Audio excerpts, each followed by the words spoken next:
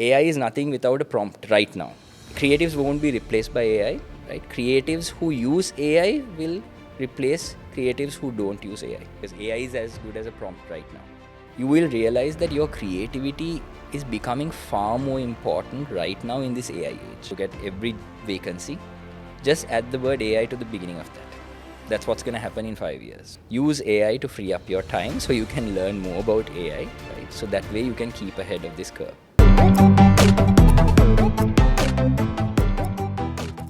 Hi everyone, welcome back to another intriguing episode of ITV. I'm Sankita and I'll be your host for today. In this episode, we'll explore creative careers in the age of AI with a true digital pioneer.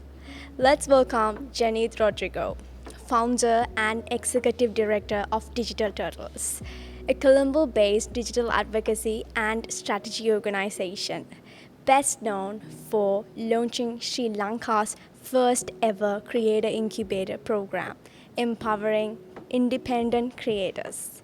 Janeeth brings over 18 years of leadership at the intersection of media and technology, having held general manager roles at TV Dharana, Macro Entertainment, Mogo Studios, and Idea Hell, Sri Lanka's only YouTube certified multi channel network. Beyond broadcasting, he advises regional organizations, helping governments and NGOs expand their digital outreach. Hi, Janeeth. We are thrilled to have you here. Thank you for having me, Sankita. To start us off, could you share a bit about what sparked your passion to end up with Digital Turtles and how your journey has shaped who you are today? Okay, that's a very loaded question. Okay, so just going back to so Digital Turtles was founded almost like a passion project while I held multiple different roles. But for me, Sankita, my career, it started in media. I started in Daily Mirror, a newspaper. Back then, there weren't websites in Sri Lanka. We started the first breaking news website. So I've had a technology background from this time I started my career, right? And then I was in media, as you know, for about 15 years, where I headed the digital media of one of Sri Lanka's largest broadcasters. To be honest, Digital Turtles was something that was coming for a long time. I've always wanted to have my own organization because I work very differently to a lot of people. So setting those rules, that culture was very important to me. And the only way I could do that was if I had started my own organization. So Digital Turtles was born in that vacuum. So what Digital Turtles is we are a digital strategy organization, and we do advocacy as well, mainly around digital rights, access to internet, a safe internet, all of that. And we are primarily a digital strategy organization. And by digital strategy, what I mean is, you get a lot of digital marketing organizations, but we heavily leverage on strategy. We understood that there's a big gap when it comes to good digital campaigns that are based on facts, based on research, right? So that's what Digital Turtle stands for. We come into a business, we do a digital audit and see what their gaps are. And okay, so when we used to do this about 5 years ago, Sankita, digital strategy was like 20% of a business's goals and cost, right? And now, fast forward to 2025, digital strategy almost equals business strategy, because your customers are online, your products are sold online, your employees are online, everything happens digitally, right? So right now what we essentially do is business strategy, though we call it digital strategy. So that's what Digital Turtles is. And for me, it was about creating something that all my employees could own. So we have this culture at Digital Turtles where everyone has ownership, right? So we are striving for a place of equitable ownership where even if you work at Digital Turtles for say 5 years, right, you have some sort of stake in the company. So that's what we are. So it's a very different format, right? Certain software companies in Sri Lanka do it, where they actually give stake to people, but this is a very novel structure, so that's why I started Digital Turtles. I wanted to build something where someone could come in as an employee and become an equal owner, right? So that's that common ownership philosophy that we have at Digital Turtles. So it's a very long story. I think this whole podcast would last if I tell you the story of how things started, how it came to be. But in a nutshell, that's what we do, and this is the culture that we have built at Digital Turtles. The passion you have is amazing, and the work, the way you do the work is also amazing. I'm totally impressed. And so, with your experience, how do you view the rise of AI transforming the creative careers? Okay. So AI right now is looked at either as an angel or a devil, right? For me, to be honest, it's a tool, right? I feel like from everything that's happening right now, right? Obviously, AI is progressing very fast, right? And I feel like this is the best thing that has happened to the creative industry as a whole, right? I will tell you why. My justification will come, right? Because obviously there's a lot of misconceptions about AI, right? And most of the time, when you talk about AI, when people demonize AI, it's usually those who've not used AI, right? So every time I have a conversation and someone's like, "Oh my God, it's gonna, take away jobs. It's gonna cause unemployment. It's gonna create an energy crisis. All of that, right?" Yes, there are certain downsides to AI. However, I feel like AI is a tool, right? And my prediction is it's going to be as prevalent as electricity, right? When electricity, was first invented, when it became widely available to the masses, obviously there was a lot of demonization that happened back then also, right? So obviously AI will go through this beautiful curve of, explosive growth, catastrophes, and that same plateau that will come, right? But AI is here. The first domino has fallen. There's absolutely no way to reverse this, right? And in terms of creatives, right? So if I are talking about your audience, students at IIT who are following courses that are creative, that are technology driven, this is the best thing that has happened to us, right? Because we are currently in the era of a one person company that's going to bring $1 billion, right? It's the era of small organizations, it's the era of small teams, right? Which is amazing for me, right? Because it has leveled the playing field, right? I'm all like a lot of even my employees ask, right? Will my job be replaced, right? How do I keep up with this, right? There are so many questions, right? My advice is the best thing you can do now is get acquainted with the tools, right? Because every week something new comes in AI, right? The technology changes, the models change, the capabilities change. So the best way for you as a creative to stay relevant is to experiment. Use these tools to aid your creative process, right? AI is nothing without a prompt right now. I have to tell you, like, this podcast is being recorded in June, right? June 2025, right? So someone watching 3 years from now, don't throw stones at me for saying something that might come true, right? Right now, AI is generative, right? We are in the intersection of generative AI going into agentic AI, right? So generative AI is what a lot of Sri Lankans, a lot of kids are using these days. They go put a prompt in, right, get an output, and they use it. Okay. However, right now the world has gone to agentic AI. That is where we build actual people, right, AI people, who do certain functions almost good or even better than humans, right? So we are there, right? So my advice is, even when we get to the agentic AI stage, right, way past the generative AI, the best way for you to stay relevant is if you are a creative that uses AI, right? Creatives won't be replaced by AI, right? Creatives who use AI will replace creatives who don't use AI. So that's my advice. That's truly mind blowing. What you said is truly true. So you mentioned that creatives who use the tools will thrive. So, as you said, you wanted them to keep up with the technology, but I feel like it's like too overwhelming because every single day something new comes out these days. So, what's your piece of advice to them so they can handpick few of the technologies, like how to filter that, something like that. Can you give a simple advice? Yeah, absolutely true, Sankita. It's very overwhelming, right? Okay, so I'll tell you what I do. I used to spend about, okay, since I started my own company, obviously my working hours have drastically changed, right? Sometimes I work on weekends, sometimes I don't work on weekdays. It's very, when you're an entrepreneur, the working hours are wild, right? So what I have done is I actually work about 3 to 4 hours a day maximum, right? Actual work, because I have used AI to take away all my mundane tasks away from me, right? So I'm a very lazy person, to be honest, right? I hate repetitive tasks, right?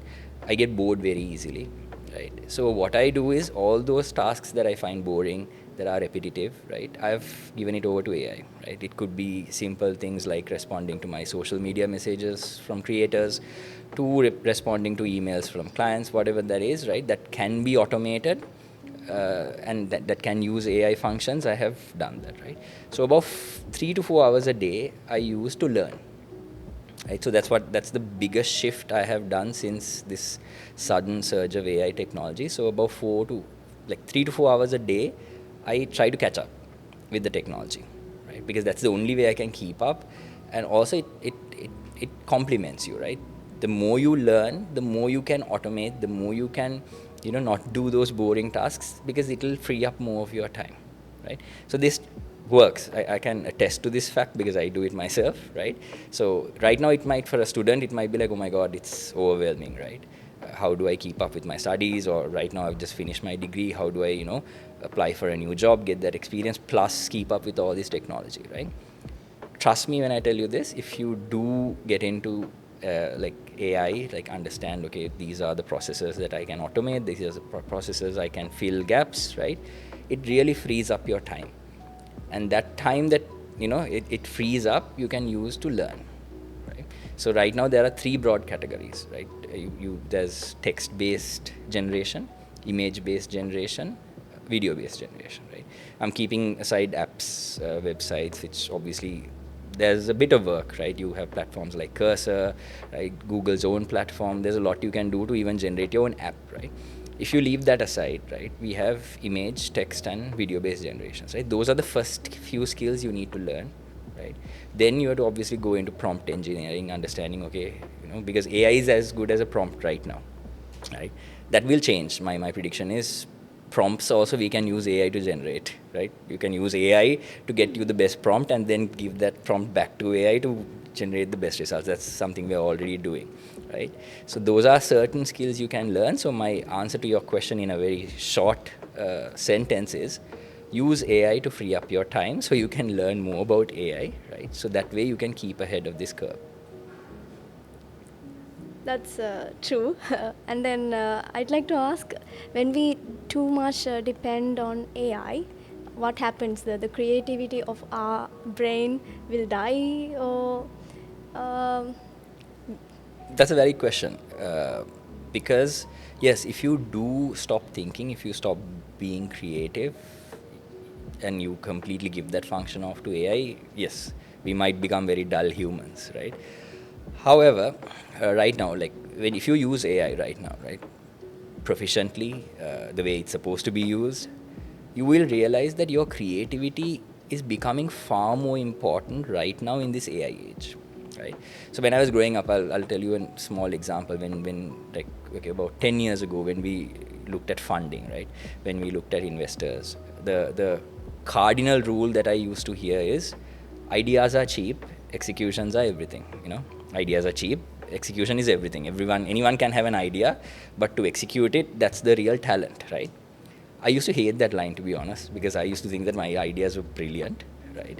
And I thought that no one else could think of those ideas. However, thankfully, because of AI, execution has become very cheap, right? And now ideas are worth everything, right? So as long as you're creative, right, you're see, for example, you can think of the best game in the world.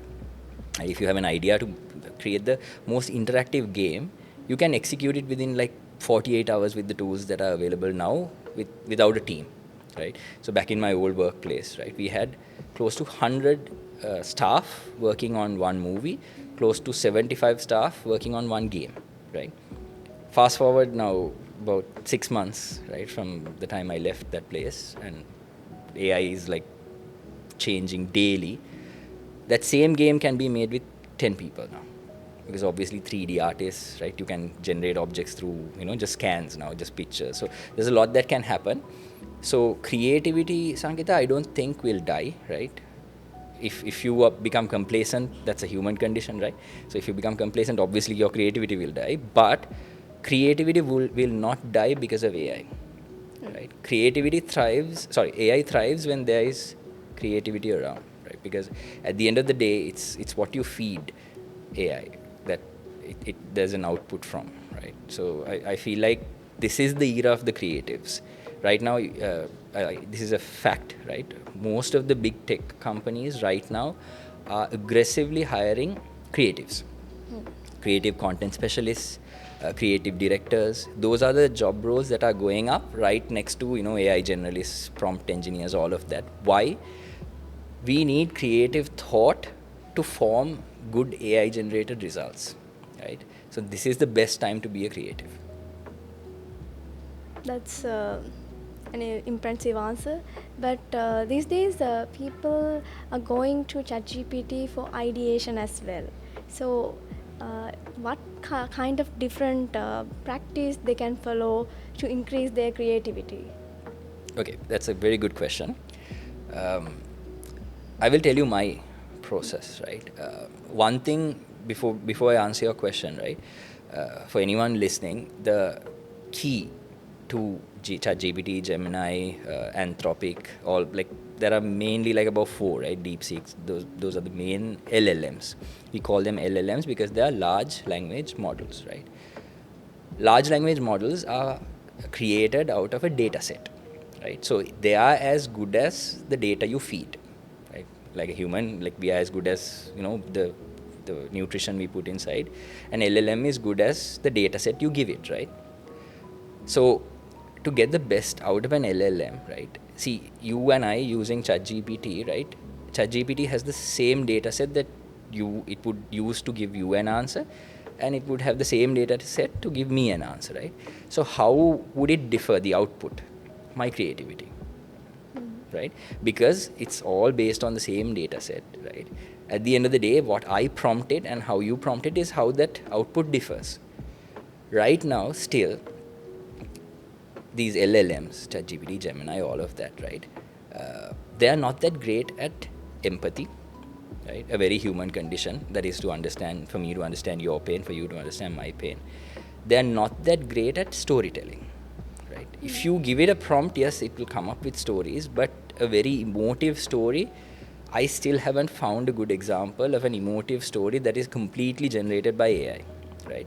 So this human need, right? As humans, storytelling has been a part of our anthropological history for the longest time, right? And it will remain so right now, even if you go to like YouTube, right? The most trending videos, everything has a storytelling element, right? Because we love stories. AI is not that great still at capturing that human aspect, right? However, it will get better, right? Maybe 2 years, 3 years down the line, what I say might not be valid, right? However, right now, still that human nature, the human storytelling element, right? And the fact that all of this is still one data set, right? And we are also heading towards another conundrum with AI, which is AI is trained on data, right? Usually now, most of the data that's available is available online, right? However, with ChatGPT, all these things becoming popular, all the data that's going online is AI generated, right? So there's this theory that AI will start to cannibalize itself. Why? Because AI will start consuming data that's created by AI, and the knowledge base won't increase. Right? Not happened yet, could happen, right? So this is one theory, right? So my understanding of the whole scenario is this is like a very new frontier, Sankita, right? This is like the gold rush that happened, right? We don't know where this will go, right? This is like the industrial revolution, but like 10 times the scale. What we can do right now is best prepare ourselves, right? According to my understanding, still our creativity matters. the prompt you give to AI really matters, your creativity matters, and your storytelling ability matters. Right? If you give all those insights as a prompt to AI, yes, you might get a good result. However, right now AI is not capable of doing that by itself. Right? So as long as you're creative, you're safe, right? But for now. Lastly, I'd like to ask, what do you think the creative process will look like in 2030? Okay. I honestly don't predict anything beyond 6 to 12 months right now, Sankita, right? Because one, technology is moving so fast that whatever I predict will probably not come true because it's moving at such a rapid rate, right? So, like I said, we are at this whole agentic AI era, right? There's another theory, a philosophy, that super intelligence is the next stage, right? So AI is almost catching up to human intelligence, right? It's not there yet. So the next stage obviously will be AI that is as intelligent as a human in terms of reasoning, right? So the next one is where it surpasses us, right? The scary stage, right? The stage that people are worried about. So 2030 sounds like a year where that might happen at the rate things are going. So uh, the job market is obviously going to change, right? New jobs will be created, right? And if you're looking for advice, obviously, if you're someone your age watching this podcast, right? 5 years time, you're obviously thinking about my career. Okay, what is it going to look like? How will I stay relevant? All of that, right? Just remember that every job that you see, if you go on LinkedIn right now, right, and look at every vacancy, just add the word AI to the beginning of that. That's what's going to happen in 5 years, right? If it's cinematographer, graphic designer, right, everything will have AI. AI content strategist, AI cinematographer, because movies obviously half of it will be made, especially the VFX part will be made on AI, right? The Google VO3 is amazing. So there are so many things that are going to happen by 2030, right? How you make sure you're future proof in this crazy revolution that we're going through, right, is to look at this as the best opportunity in your life, right? See, I was born late 80s, right? You probably later on, right? But for our generation, we've never gone through an opportunity like this, right? This is our time because everything is going to change. We are going to have a fresh slate of how businesses run, how economies run, how governments run, right? We get to have a say in this finally, right? And how I see it is, this is the best time to leave your mark on it. If you are if you understand that AI is a tool, right, not your enemy, right? However, yes, there will be things that happen, right? With every technology, there'll be a downfall, right? So we are going through this huge spike of AI. Something is bad is going to happen with AI. I'm pretty sure of it, right? And there'll be a huge decline, right? People will get scared, right? So I call this the accelerated growth, right? The catastrophe and the plateau. That's usually how history works with any new technology, right? So this bad thing will happen, then we will go into a plateau where people understand, okay, this is neither good nor bad, right? We will need guardrails to make sure bad actors don't use this, right? Deep fakes, we all know, terrible, right? But we have to understand, okay, this is a tool, right? It's electricity. You can get electrocuted, or you can create a beautiful factory where you feed millions, right? So it's a tool. But in 2030, especially, like, things will change drastically if we don't understand this now and change what we teach our kids, what we learn as individuals. We probably will be without a job, right? That's the stark reality. Yes, there'll be a lot of jobs that will go out, right? The skill set that you uh, acquire between 2025 to 2030 is the most crucial stage in your life, right? And how I see it is, always plan for the next 6 to 12 months right now, right? Especially with technology, because you can't think beyond that. Uh, see what AI tools can do for you and the industry you're in. Right? For example, in the software industry, there's a lot that you can do right now to improve your code. UI and UX has become so easy because you can generate that through Google. They have a tool for it. So there's a lot of things that you can do to supplement what you're doing currently, right? And always be AI forward, right? See how this technology can benefit people, because of the fact that I have a social impact background, right? I'm constantly looking at, okay, how can this, because I felt like digital media, internet was the great equalizer, right? Because before, for you to become popular, you needed a lot of resources. Right? To appeal to the whole of Sri Lanka, you needed a television station, multiple towers right across the country so that people can watch you, all of that, right? But what happened with the internet, with YouTube, right? A channel like Wild Cookbook, a kid who can cook, is has the most subscribed channel beyond all the television stations in Sri Lanka. Right? So technology is a great equalizer if you look at it that way. So for me, AI is that, right? AI could be used to teach kids in rural schools in a way that we've never done, right? Because we put so little resources beyond just Colombo and the main cities, right? So AI could be a tool for that, right? And if you find solutions to existing problems through AI, you have a huge opportunity to excel, to help people, plus make money, right? So I won't go too far to talk about 2030 right now, Sankita, because I know for a fact that I'll be wrong in half of my predictions, right? But the one prediction I think I'll be right in is the fact that the job market is going to change, right? So many jobs will become obsolete, new jobs will be created. Regardless, right, we have to remember that AI will do a bulk of human work, right? Whatever we say, right, whatever new job opportunities that are created, AI will create, AI will take a bulk of human work out of our hands, right? So the biggest question we need to answer as the human race is, what do we do with our free time, right? How do we make money? What do we do with our free time? So that's a big question we will have to grapple as humans. But it's a very exciting time, to be honest, right? It's scary, exciting, all those things are related sometimes, right? So it's a time for you to experiment, learn, and also explore new avenues. Thank you, Janeeth, for joining us and sharing your insights. This has been truly an insightful session, and for our ITV viewers, I think it should be an informative session as well. Stay tuned for more inspiring session at ITV. Thank you. Thank you. Thank you.